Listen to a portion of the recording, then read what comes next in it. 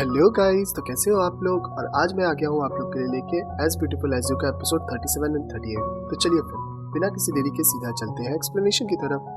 Episode 37 के starting में हमें मिस चिंग और मिस्टर चैन को दिखाया जाता है, जहाँ पे मिस्टर चैन पूरी तरह से उसके कंपनी को खरीदने के लिए उसके सामने एक एग्रीमेंट रखते हैं और उसे बोलते हैं कि तुम्हें अब कंपनी को मुझे दे देना चाहिए। तभी मिस सिंह उससे पूछती है कि मैंने सुना है मिस्टर जाओ ने जिशन को किडनैप कर लिया था और हान पे हमला भी किया था, तो क्या इन सब के पीछे तुम्हारा हाथ है। तब मिस्टर चैन वहाँ से खड़े होकर उससे बोलते हैं कि अब तुम्हारा डोंगबोंग हॉस्पिटल से कोई लेना देना नहीं है, तो तुम प्लीज इन सब मैटर में ना पड़ो। दूसरी तरफ हमें जिशन को दिखाया जाता है जो कि हान को चलने में मदद कर रही होती है। तभी वहाँ पे मिस सिंह हान से मिलने के लिए आती है। तभी जिशन उसके हाथ से फ्लावर लेके बोलती है कि तुम लोग बात करो, मैं बाहर चली जाती हूँ, और वो वहाँ से निकल जाती है। तब मिस सिंह उससे पूछती है कि वो कैसा है। तभी हान बोलता है कि मैं ठीक हूँ और तुम्हें जो भी बोलना है जल्दी बोलो। तभी मिस सिंह उससे बोलती है कि मैंने अपनी कंपनी को गोंगवा को पूरी तरह से सौंप दिया। मिस्टर चैन ने मुझे एग्रीमेंट साइन करने के लिए बोला और मैंने कर दिया। अब साथ ही तुम्हें इस बात का अफसोस हो रहा होगा कि गोंगवा के शेयर्स के प्राइस डोंगबोंग हॉस्पिटल से ज्यादा हो जाएंगे। तब हान बोलता है कि मुझे इन सब चीजों से कोई फर्क नहीं पड़ता। तभी मिस सिंह उससे बोलती है कि तुमने एक बार मुझे कहा था कि या तो हम लोग दोस्त बन सकते हैं या फिर राइवल्स, तो अब हम लोग राइवल्स की तरह नेक्स्ट टाइम मिलेंगे। और वो इतना बोल के बाहर निकल जाती है और बाहर उसे जिशन मिलती है और वो जिशन को बोलती है कि मुझे तुम पे बहुत ज्यादा अफसोस हो रहा है कि तुमने इतनी जल्दी हान को माफ कर दिया। तुम्हें हान के बारे में कुछ नहीं पता कि वो कितना बुरा हो सकता है। और उसकी बातें सुन के जिशन बोलती है कि तुम्हें तो पता ही नहीं है कि हान कैसा आदमी है, तुम कभी उसको समझी ही नहीं हो, और तुम्हें क्या लगता है कि मैं हान के साथ खुश नहीं हूँ। मुझे हान के साथ कोई भी तकलीफ नहीं है और मैं उसके संग बहुत ज्यादा ही खुश हूँ। तो सुन के मिस जैंग बोलती है कि मुझे तो तुम्हें देख के बहुत अच्छा फील हो रहा है और साथ ही तुम बहुत ज्यादा कॉन्फिडेंट हो क्योंकि हान अभी तुम्हारे साथ है, लेकिन मैं देखना चाहती हूँ कि तुम कब तक ऐसे ही रह पाओगी। जिसके बाद जिशन उससे बोलती है कि ठीक है तुम शौक से देखो, और उसके बाद फिर वो इतना बोल के अंदर चली जाती है। दूसरी तरफ हमें दिखाया जाता है कि मिस्टर चैन से मिलने के लिए हुनियन आई हुई रहती है और हानियन मिस्टर चैन से पूछती है कि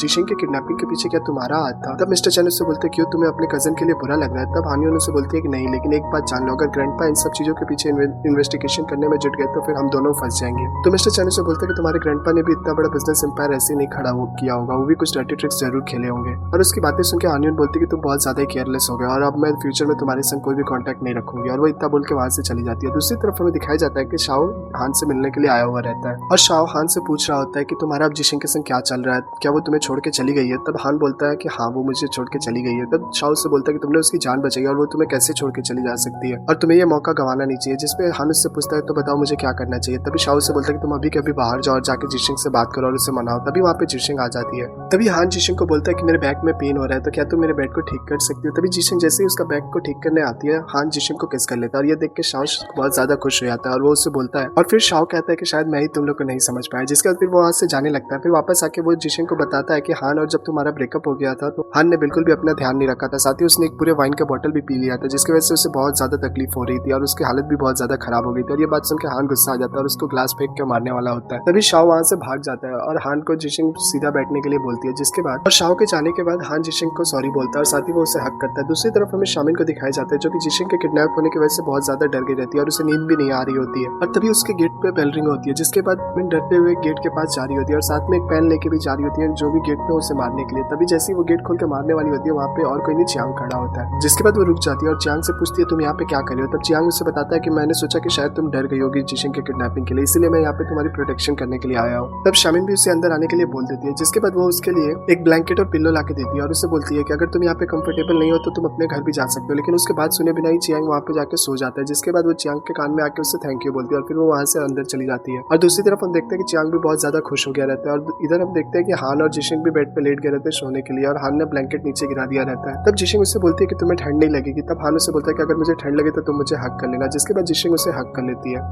इसके बाद नेक्स्ट सीन में हम देखते हैं कि लिली, शामिन और चियांग और जाऊ वहाँ पे आए हुए रहते हैं हान से मिलने के लिए, जहाँ पे वो लोग फिर अंदर आते हैं। तभी वहाँ पे वो लोग हान से उसका हाल पूछते हैं। हान भी बोलता है कि ठीक है। तभी वहाँ पे जिशिंग आ जाती है और जिशिंग आके उन लोग को बताती है कि हान अब आज घर जा सकता है। जिसके बाद वो लोग बोलते हैं कि ठीक है हम लोग तुम्हें और डिस्टर्ब नहीं करेंगे, और वो लोग इतना बोल के वहाँ से निकल जाते हैं। और हान भी जिशिंग को बोल रहा होता है कि क्या तुम मेरे साथ कुछ दिन रह सकते हो क्योंकि मैं अभी अनकंफर्टेबल फील कर रहा हूँ। जिसके लिए जिशिंग भी तुरंत मान जाती है। उसके बाद हान उसे अपने गाल पे किस करने के लिए बोलता है। तब जिशिंग उसे किस करती है। उसके बाद वो उसके लिपस्टिक का दाग हटा रही होती है। तभी हान बोलता है कि नहीं रहने दो, इसकी कोई जरूरत नहीं है। दूसरी तरफ हमें दिखाया जाता है कि लिली और शामिन साथ में बात कर रही होती है, उधर जाऊ और चियांग। और शामिन लिली से पूछ रही होती है कि तुम जाऊ को देख के क्या सोचती है, बिकॉज जाऊ आजकल बहुत ज्यादा बदल गया और वो बहुत ज्यादा कॉन्फिडेंट भी दिखाई देता है, तो तुम्हें अब उसे एक चांस देना चाहिए। तभी लिली बोलती है कि जैसे तो जाऊ मेरे टाइप का नहीं है, लेकिन मैं अभी कुछ बोल नहीं सकती। और इधर चियांग भी जाओ को बोल रहा होता है कि लिली तुम्हारी तरफ ही देख रही है, तुम्हें कुछ इनिशिएटिव लेना चाहिए। जिसके बाद वो जाकर शामिन के पास जाता है और उससे बोलता है कि मुझे बहुत भूख लगी है, चलो हम लोग फूड कोर्ट में खाने चलते हैं। फिर वो उसे वहां से लेके चला जाता है और फिर लिली और जाओ साथ में वॉक कर रहे होते हैं। तभी लिली जाओ से पूछते कि तुम मेरे मॉम से बहुत ज्यादा बातें करते हो। तब जाओ से बोलता है कि हाँ, बिकॉज वो मेरे को तुम्हारा बॉयफ्रेंड समझती है और वो चाहती है कि तुम जल्दी से शादी कर लो ताकि तुम्हारी लाइफ में तुम्हारा कोई ध्यान रखने वाला हो। जिसके बाद जाओ लिली को बोलता है कि तुम्हारी मॉम बहुत ज्यादा टेंशन लेती है, उन्हें लगता है कि कहीं तुम भी उनकी तरह कोई गलत आदमी से शादी ना कर लो। साथ ही तुम दोनों एक दूसरे को बहुत ज्यादा केयर करते हो, लेकिन तुम लोग एक्सप्रेस नहीं कर पाते। जिसके बाद लिली उससे बोलती है कि ठीक है, मैं अपनी मॉम से और ज्यादा बात करने की कोशिश करूंगी। जिसके बाद लिली उससे बोलती है कि मुझे भूख लगी है, चलो हम लोग कोई रेस्टोरेंट में खाने चलते हैं। तभी वो उसे बताती है कि मैं एक रेस्टोरेंट जानती हूँ यहाँ पे बगल में। जिसके बाद वो आगे आगे चलने लगती है। तभी जाओ वहाँ पे डायरेक्टर लू को वॉइस मैसेज भेजता है और उससे बोलता है कि मैंने सोच लिया है कि अब मुझे क्या करना है जर्मनी के प्लान के बारे में। दूसरी तरफ हम देखते हैं कि हान और जिशिंग साथ में घर आ गए रहते हैं, जहाँ पे जिशिंग फिश टैंक को देख रही होती है और बोल रही होती है कि ये फिश बहुत ज्यादा सुंदर है। तभी हान उसे बोलता है कि मुझे पता था कि तुम एक दिन मेरे पास वापस आ जाओगी, इसीलिए मैंने वो दोनों फिश खरीद के रखी थी। साथ ही वो बोलती है कि तुमने सारी विश लिस्ट अकेले ही पूरी की, तुम्हें इतना कैसे श्योर था कि तुम मेरे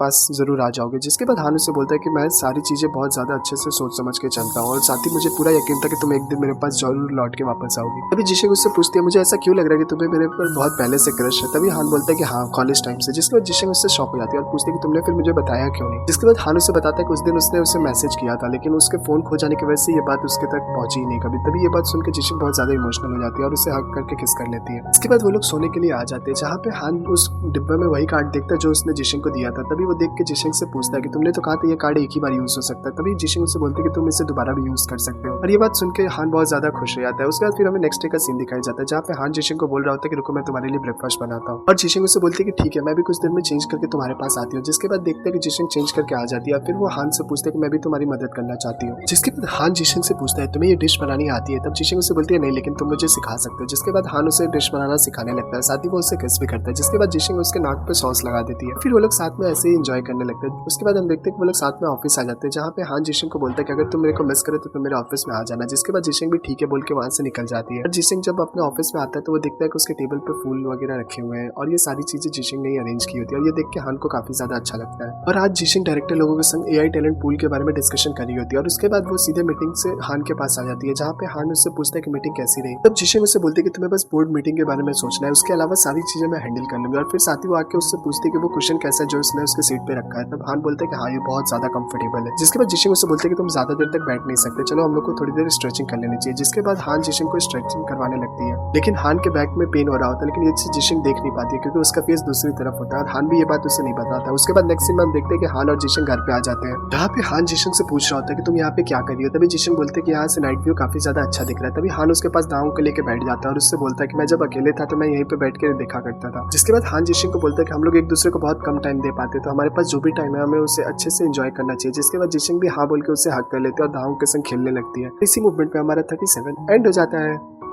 एपिसोड 38 की स्टार्टिंग में हमें जिशिंग और हान को दिखाए जाते हैं, जहाँ पे वो लोग गाड़ी में साथ में ऑफिस जा रहे होते हैं और जिशिंग के लिए हान ने एक कॉफी बनाया रहता है जो वो पी रही होती है और वो बहुत ज्यादा खुश रहती है। और वो हान को इस बारे में बोल भी रही होती है कि उसे कॉफी बहुत ज्यादा अच्छी लगी। जिसपे हान बोलता है कि अगर तुम्हें इतनी ज्यादा पसंद है तो मैं तुम्हारे लिए रोज बनाऊंगा। तब जिशिंग बोलते है कि नहीं, मुझे कल जूस चाहिए। और हान भी ठीक है बोल देता है। तभी उससे जाओ का फोन आता है और उससे पता चलता है कि उसका जो मटेरियल सप्लायर कंपनी होती है उसने उन लोगों को सप्लाई देने से मना कर दिया रहता है और इस बात से जाओ बहुत ज्यादा परेशान रहता है। तभी जिशिंग उससे पूछती है कि उन लोगों ने हमारा कॉन्ट्रैक्ट है कि कॉन्ट्रैक्ट खत्म हो गया है। तब वो लोग बताते हैं कि कॉन्ट्रैक्ट खत्म हो गया है। तब जाओ को बातें सुनकर जिशिंग बोलती है कि ठीक है, मेरे पास एक प्लान है, मैं ये प्रॉब्लम सॉल्व कर दूंगी। जिसके बाद फिर वो फोन काट देती है। तभी वो हान से पूछती है कि तुम्हें जानना नहीं है कि मेरा प्लान क्या है। तब हान बोलता है कि नहीं, मुझे प्लान से मतलब नहीं है, मैं रिजल्ट पे ध्यान दूंगा। जिसके बाद जिशिंग स्माइल करती है। दूसरी तरफ हम देखते हैं कि जाओ जाके लिली को बता रहा होता है और वो दोनों इस बात से काफी ज्यादा टेंस रहते हैं। तभी उन लोगों के पास जिशिंग का मैसेज आता है और जिशिंग बोलती है कि प्रॉब्लम सॉल्व हो गया। और ये देख के ये दोनों बहुत ज्यादा खुश हो जाते हैं। जिसके बाद जाओ लिली से पूछता है कि क्या वो उसके साथ लंच में चलेगी, जिसके लिए लिली भी स्माइल करते हुए मान जाती है। दूसरी तरफ हमें हान और जिशिंग को दिखाया जाता है, जहाँ हान जिशिंग के लिए खाने के लिए कुछ लेके आया रहता है। तभी जिशिंग उससे बोलती है कि जिस कंपनी ने हमारे साथ कॉन्ट्रैक्ट तोड़ा था वो कंपनी में मुझे ऐसा नहीं लगता कि उन लोगों ने ऐसे ही कॉन्ट्रैक्ट खत्म किया, जरूर इसके पीछे कोई है। तब हान उससे बोलता है कि मिस्टर चैन की कंपनी उन लोगों से प्रोडक्ट ले रही है और वो लोग उन लोग को 15% ज्यादा पे कर रहे हैं, इसलिए उन लोगों ने कॉन्ट्रैक्ट तोड़ा है। तभी उसकी बात सुनकर जिशिंग बोलते हैं कि मैंने ये सारे प्रॉब्लम का सोल्यूशन निकाल लिया है और साथ ही अगर वो कंपनी हमारे साथ कंटिन्यू रहती तो फ्यूचर में उन लोग को ही फायदा होता है। तभी हान बोलता है कि सब लोग तुम्हारे जैसे बड़ा नहीं सोच सकते ना। जिसके बाद हान उसे एक डॉक्यूमेंट का फाइल देता है और उससे बोलता है कि तुम्हें ये डॉक्यूमेंट पे साइन करना है। जिसके बाद जैसे ही जिशिंग वो डॉक्यूमेंट खोलती है उसके अंदर किस कार्ड होता है। जिसके बाद वो बोलती है कि ये तुम अभी यूज करना चाहते हो। तब हान हाँ बोलता है। जिसके बाद जिशिंग हान को किस करती है और वो उससे बताती है कि वो ये कार्ड को सिर्फ एक ही बार यूज कर सकता है। जिसके बाद हान भी बोलता है कि ठीक है मैं देखता हूँ मेरे पास क्या क्या कार्ड है। जिसके बाद उस कार्ड में एक मसाज कार्ड होता है। तब हान बोलता है कि मुझे अब इसकी जरूरत है। जिसके बाद जिशिंग उससे कहीं लेके जाने लगती है। तब हान पूछता है कि वो मुझे कहाँ लेके जा रही है। तब वो बताती है कि वो उसके लिए करने के लिए उसे कहीं पे लेके जा रही है। दूसरी तरफ हमें मिस जेंग और मिस्टर चैन को दिखाया जाता है, जहाँ पे मिस जेंग मिस्टर चैन को बोल रही होती है कि मैंने सोचा था कि रॉ मटेरियल का प्रॉब्लम सॉल्व करने में जिशिंग को बहुत ज्यादा दिक्कत होगी, लेकिन उसने तो बहुत जल्दी ये सारे मटेरियल सॉल्व कर लिए। जिसके बाद मिस्टर चैन उसे बोलता है कि जिशिंग काबिल तो है लेकिन अनएक्सपीरियंस्ड है, तो वो आगे चल के जरूर फंसेगी। तभी मिस जेंग को किसी का फोन आता है। जिसके बाद वो उसे उठा के पूछती है कि काम हो गया। तब वो सामने वाला बोलता है हो गया। जिसके बाद वो फोन कट कर देती है और ये क्या काम था इसके बारे में मिस जेंग ने मिस्टर चैन को भी नहीं बताया रहता है। दूसरी तरफ हमें लिली और जाओ को दिखाया जाता है, जो लोग लंच पे आए हुए रहते हैं। जहाँ जाओ लिली के लिए एक बुके लेके आया हुआ रहता है और वो उससे बताता है कि ये बुके बहुत स्पेशल है क्योंकि ये बुके फर्स्ट टाइम जब हम लोग मिले थे तो तुम लेके आई थी और उस समय मैं बहुत ज्यादा इमेच्योर था और मैंने तुम्हें पाने के लिए बहुत ज्यादा सिली कोशिशें की थी, लेकिन मैं अब बहुत ज्यादा मैच्योर हो गया हूँ। साथ ही हम दोनों ने जिशिंग के जाने के बाद कंपनी को भी बहुत अच्छे से संभाला है। मैं ये बुके तुम्हें देते हुए पूछना चाहता हूँ कि क्या तुम मुझे एक और मौका दोगी। जिसके बाद लिली सोचने लगती है और फ्लैशबैक में हमें पुराने टाइम का दिखाया रह जाता है, जहाँ कुछ एम्प्लॉय आपस में बात कर रहे होते हैं कि जाओ ने लिली के लिए ही जर्मनी का ऑफर ठुकरा दिया और ये चीज देख के लिली को बहुत ज्यादा अपसेट फील हो रहा था। जिसके बाद प्रेजेंट में वो जाओ को बोलती है कि मैं तुम्हें अभी भी एक्सेप्ट नहीं कर सकती। जिसके बाद जाओ बोलता है कि ठीक है कोई बात नहीं, मैंने इसलिए भी अपने आप को प्रिपेयर करके रखा था।